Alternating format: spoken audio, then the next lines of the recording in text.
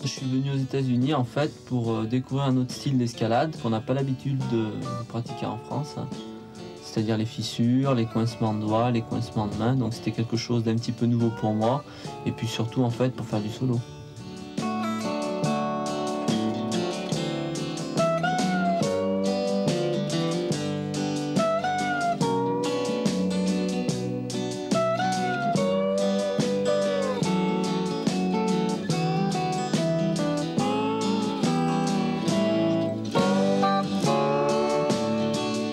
Le solo, pour moi, c'est une vieille histoire. Pour moi, c'est l'engagement avant tout.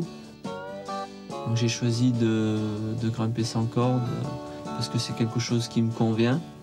Quand j'ai commencé l'escalade il y a bientôt une vingtaine d'années, ce qui m'a intéressé, c'est le côté prise de risque.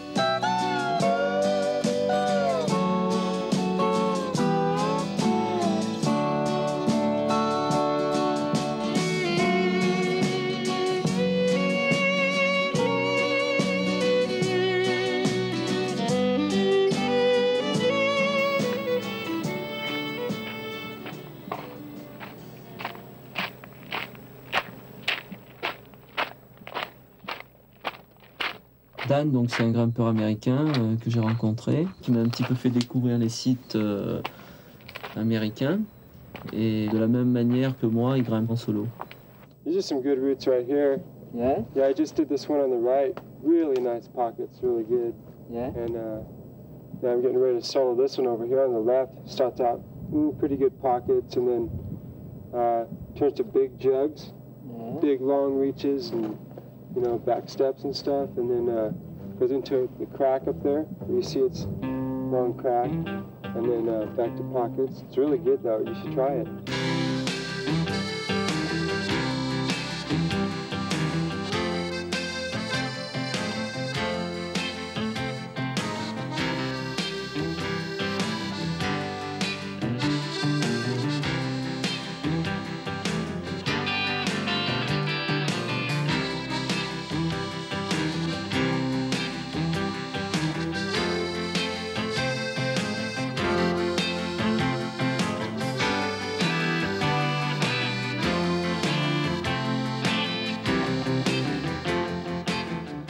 En France, on a quelques personnes qui font du solo de façon très ponctuelle, alors que Dan et moi, c'est quelque chose qu'on a intégré dans notre vie.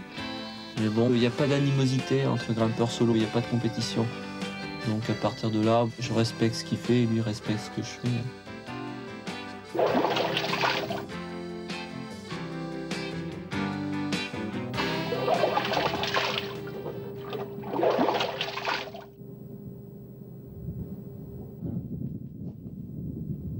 Pour faire un solo extrême, je suis obligé d'aller repérer les prises. Tous les mouvements dans une voie sont très difficiles et si je les connais pas, c'est pas possible que ça puisse se faire.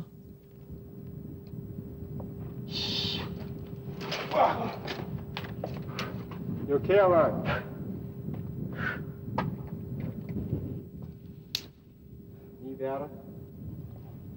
L'escalade en solo reprend exactement les mêmes choses que l'escalade en cordée, c'est-à-dire qu'il y a les voies qu'on va faire à vue, on ne connaît pas, et les voies qu'on va faire après travail.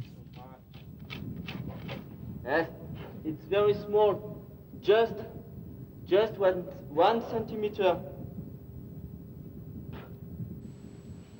Down? Yeah. Après travail, tu décortiques la voie, tu fais tous les passages, les difficiles, et puis ensuite, bon, ben, quand tu es prêt, tu y vas sans corde.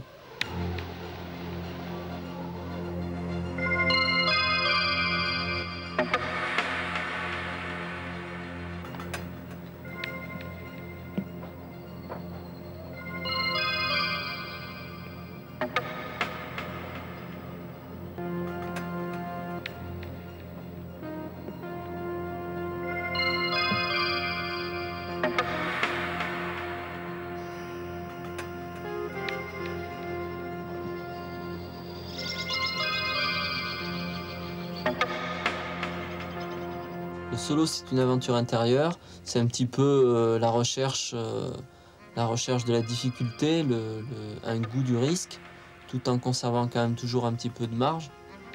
Ça correspond au souhait de mes 13 ans, hein, c'est-à-dire tout ce que peut comporter le côté courage, le côté chevaleresque.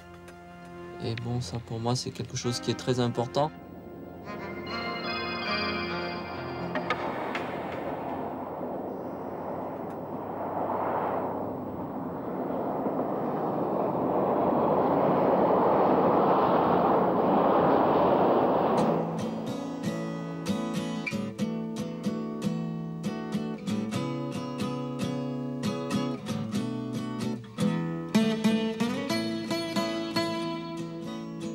Mes limites se situent par rapport à mon niveau maxi en cordée.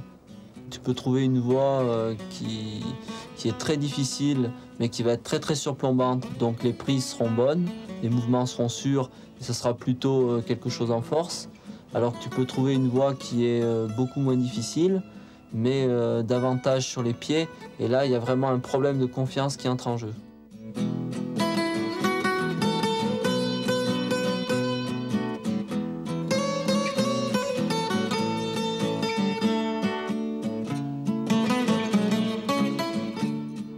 La peur, en général, on l'éprouve avant une escalade en solo. Normalement, quand tu grimpes, tout s'efface. Après, tu penses plus qu'à la prise suivante à atteindre.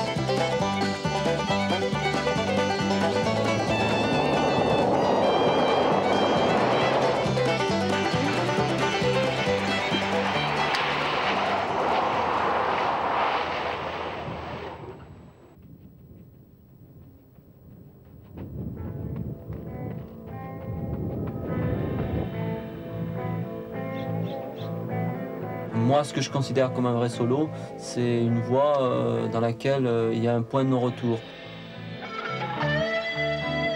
Au bout d'un moment, je suis plus capable de redescendre. Donc là, tu choisis délibérément de t'engager, et à partir de ce moment-là, il faut que tu ailles jusqu'en haut.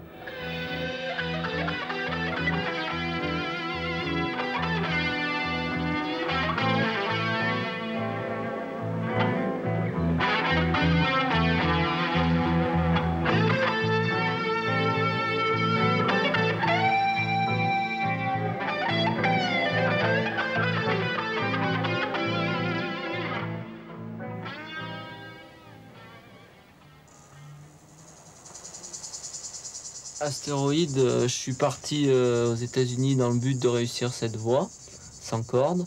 J'ai très rapidement découvert que c'était une voie dans un style très aléatoire, avec la section difficile en sortie.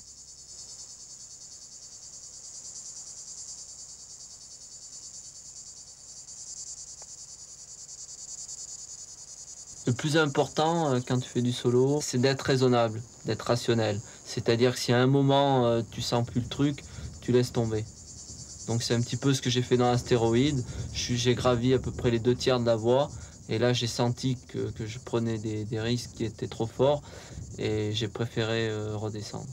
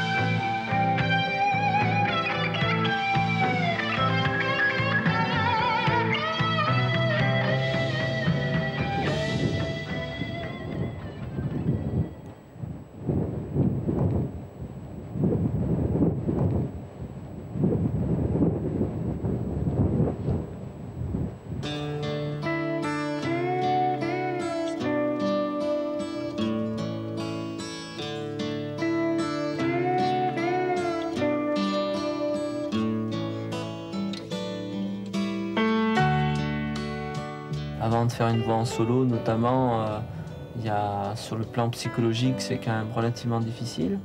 Et puis bon, la réussite, elle arrive un petit peu comme la délivrance.